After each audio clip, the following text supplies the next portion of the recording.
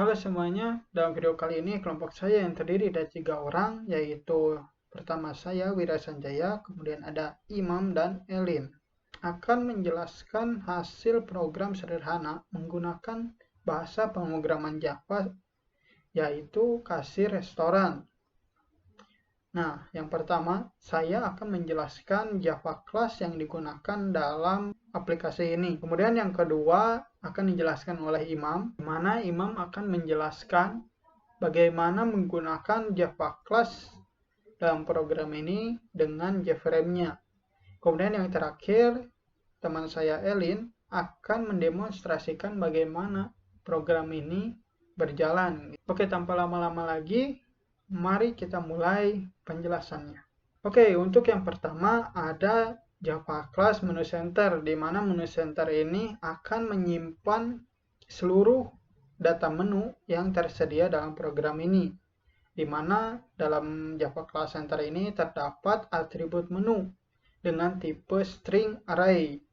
Nah, di mana untuk hak aksesnya juga yaitu protected ya, yang berarti untuk atribut menu ini hanya bisa digunakan oleh menu center dan kelas turunannya.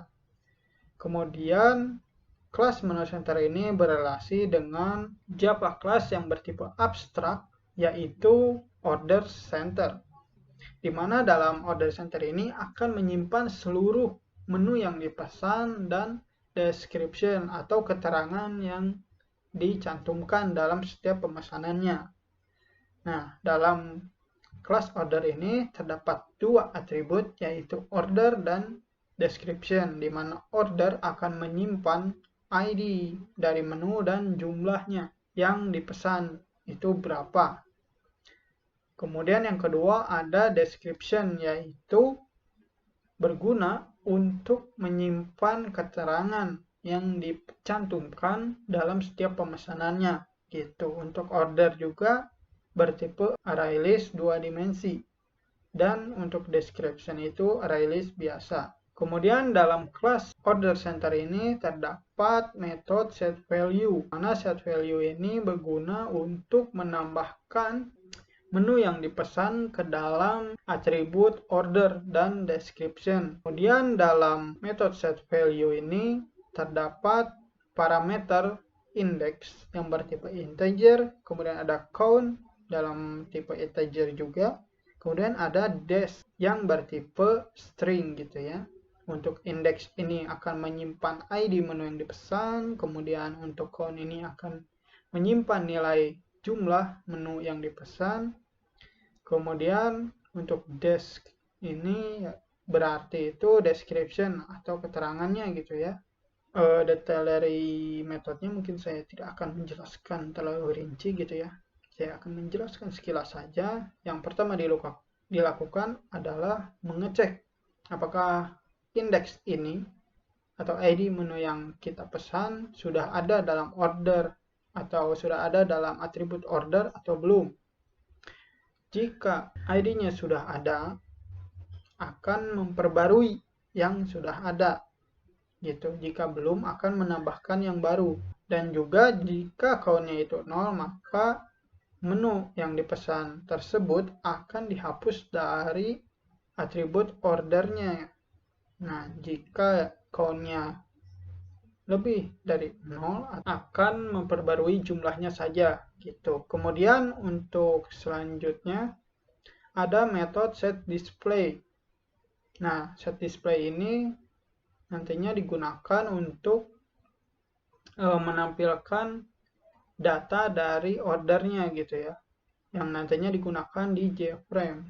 Kemudian metode selanjutnya ada clear order, yang dimana metode ini itu sesuai dengan namanya akan membersihkan seluruh menu yang sudah dipesan gitu ya dalam atribut order dan description-nya gitu. Dan metode-metode ini bertipe statis gitu ya, yang nantinya kita dapat memanggilnya langsung. Kemudian yang metode terakhir ada metode yang bertipe abstrak gitu ya, yaitu show all order gitu, untuk menampilkan semua ordernya nanti di detail atau di JFrame detail order gitu ya. Oke, kemudian kita lanjut ke Java class berikutnya, yaitu query menu. Nah, di mana Java class query menu ini itu turunan dari menu center gitu ya. Yang dimana dalam Java class query menu ini terdapat dua metode. Yang pertama, ada metode yang bertipe string array, yaitu getMenu dengan parameter ID gitu. Yang dimana metode ini itu akan digunakan untuk mengambil data dari menu senternya, gitu. Dari nama menu dan harganya itu berapa. Kemudian metode yang kedua ada getInPrice yang bertipe integer dengan parameter price yang bertipenya string gitu ya. Nah, dimana untuk metode ini itu berfungsi mengkonversi harga yang diambil dari menu senternya itu menjadi integer, karena dalam menu center itu untuk harganya bertipenya string gitu ya. Kemudian Java class berikut ada Java class query order, dan ini juga turunan dari order center. Nah, dalam Java class ini terdapat dua atribut, yaitu menu dan total. Nah, untuk menunya bertipe string array. Atribut ini digunakan untuk menyimpan sementara data menu yang diambil gitu ya.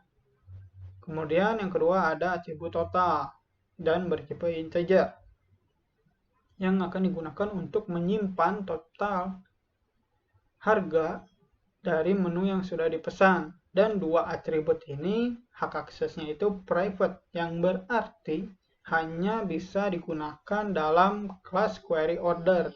Oke, kemudian di sini ada metode show all order, di mana ini itu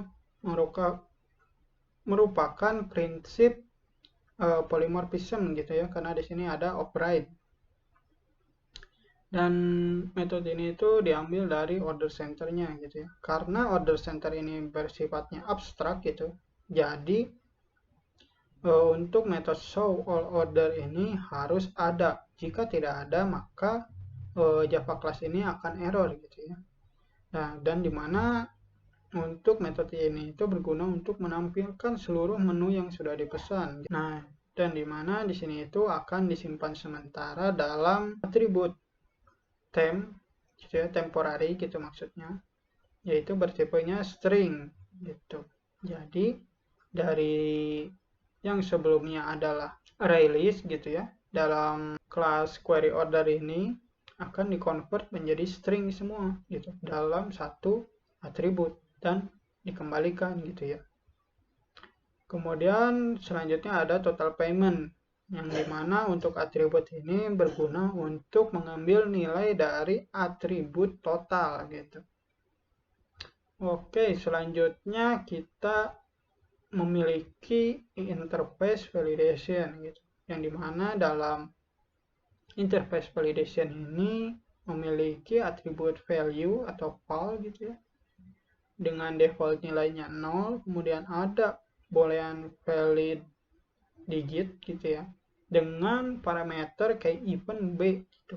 Yang dimaksud key event b itu ini adalah ketika kita memasukkan input dari keyboard gitu ya. Nah, kemudian ada Java class use filter gitu, dimana kelas ini itu berguna untuk menggunakan setiap metode yang ada di validation. Kemudian dalam Java class ini terdapat atribut validation valid gitu ya, dan bersifat private, jadi hanya bisa digunakan dalam kelas ini saja. Kemudian ada konstruktornya, yaitu untuk menginisialisasikan atribut valid ini gitu. Kemudian ada metode filter digit, yang dimana ini untuk menghubungkan dari JFrame untuk menggunakan metode yang ada di interface validation. Kelas selanjutnya ada Java class valid digit gitu, dan Java class ini mengimplement dari interface validation. Nah, dan juga terdapat metode gitu ya. Dan metode ini itu prinsipnya polymorphism gitu. Yang dimana metode ini berguna untuk mengecek apakah inputan atau masukan dari keyboard itu adalah digit atau tidak gitu ya. Jadi akan mengembalikan nilainya true or false. Oke, mungkin segitu saja yang dapat saya jelaskan. Selanjutnya akan dijelaskan oleh Imam bagaimana Java class ini digunakan dalam JFrame. Terima kasih. Halo semuanya, perkenalkan nama saya Imam Muhammad Manasahi. Saya akan menjelaskan tentang JFrame yang digunakan pada aplikasi yang kelompok saya buat, yakni kasir restoran. Yang pertama, apa sih itu JFrame? JFrame itu merupakan suatu interface dari suatu kumpulan-kumpulan komponen seperti label. Di dalamnya ada label, button, dan masih banyak lagi. Yang pertama, untuk JFrame yang kelompok saya buat ada 4. Yang pertama ada choose menu, ya ini tampilannya. Di sini ada label, kemudian button, sisanya button semua. Kemudian yang kedua ada add count. Di sini kita menggunakan spinner, label spinner, kemudian ini text area, kemudian di sini ada button. Yang ketiga ada kelas JFrame detail order, dalamnya ada label, button, kemudian ada text area, kemudian yang terakhir di bagian payment ada label, kemudian text pane, text file untuk memasukkan teks, kemudian ada label. Yang pertama kita bahas ini, pada bagian ini kita beri codingnya. Yang pertama di sini ada, ini untuk digunakan untuk, jadi di saat aplikasi digunakan tampil Jbutton 10. Jbutton 10 tuh yang ini bisa dilihat di sini. Ini digunakan untuk berpindah ke dalam tampilan detail ordering. Kemudian untuk yang selanjutnya ini sama isinya. Ya, ini yang seperti ini, yang 9 tombol ini, button ini memanggil ke kelas add account. Jadi alurnya dari sini kita klik dulu ke misal mie goreng, nanti di mie goreng kan ini judul makannya akan berubah. Nah, di sini kita bisa menambahkan porsi, kemudian keterangannya. Untuk shortcutnya seperti ini. Ini nantinya akan mengambil berapa banyak order, kemudian deskripsinya apa. Nantinya jabatan action 1 ini akan mengirimkan data terhadap order center yang ini. Nantinya di dalamnya akan ada array ya. Nah, kemudian dari sini udah disimpan, akan kembali lagi ke sini. Terus kita bisa pilih dulu menu. Kalau sudah, nanti di sini kan simpan. Nah, udah simpan, kita langsung next. Dari next, kita akan ke detail order. Di text area ini akan menampilkan array-array yang berisi tentang makanan-makanan apa yang kita pesan. Untuk kembali, ini digunakan untuk kembali ke halaman choose menu untuk mengurangi porsi atau menambahkannya. Kemudian untuk selanjutnya, apabila kita lanjutkan akan ke menu payment. Nah, di menu payment ini banyak label, kemudian ada text field yang digunakan untuk pembayaran. Di label-label ini kita akan menampilkan totalnya. Kita panggil dari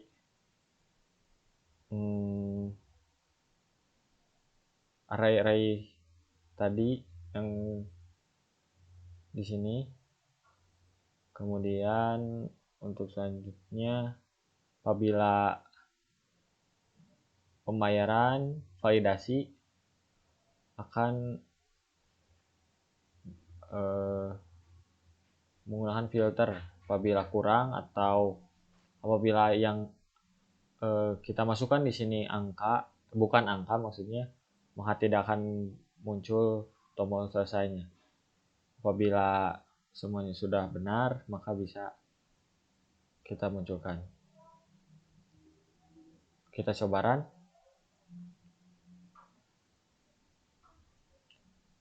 Misal kita membeli nasi goreng 1 porsi,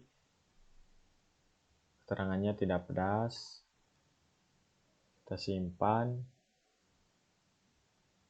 kemudian kita next, maka akan muncul ini dengan harga 12.000. Kita lanjutkan.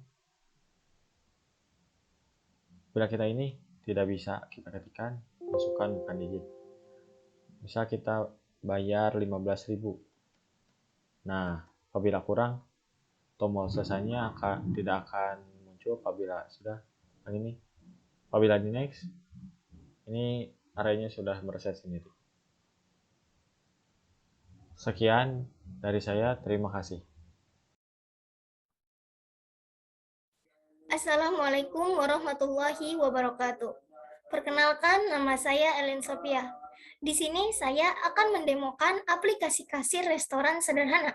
Aplikasi kasir ini juga berguna untuk mempermudah kasir dalam perihal mencatat menu atau dalam hal pembayaran.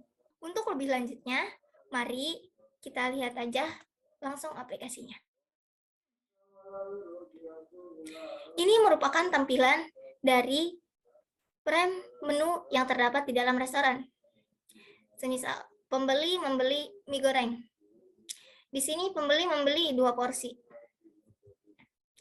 Dengan keterangan ini berguna untuk ketika ada pesanan khusus dari pembeli, semisal tidak terlalu pedas, atau sebaliknya ingin yang sangat pedas. Itu bisa diketikkan oleh kasir di dalam kolom ini. Kita bisa klik simpan. Jika pembeli hanya membeli 1 menu, itu kasir bisa melanjutkan dengan mengklik tombol next. Tapi jika pembeli membeli lebih dari 1 menu, maka klik menu yang akan dibeli kembali oleh pembeli. Semisal di sini pembeli ingin membeli minum dengan es jeruk. Es jeruk 2 porsi juga. Di sini keterangannya es jeruk dengan sedikit es. Ini kolom keterangan bisa diisi dan juga bisa tidak diisi. Jika pembeli tidak memberikan pesan khusus untuk menunya, maka tidak perlu diisi. Semisal ceritanya tidak ada pesanan khusus dari pembeli, kita klik simpan. Karena di sini misalkan pembelinya hanya membeli 2 menu, maka kita langsung mengklik button next. Di sini muncul detail pesanan. Detail pesanan ini menampilkan menu-menu yang dipesan oleh pembeli beserta harga dan keterangannya, dan juga ada total. Di sini jika atau ada pembeli yang berubah pikiran ingin menambahkan menunya, kita bisa mengklik button kembali. Namun jika tidak, kita bisa melanjutkan dengan mengklik button lanjut.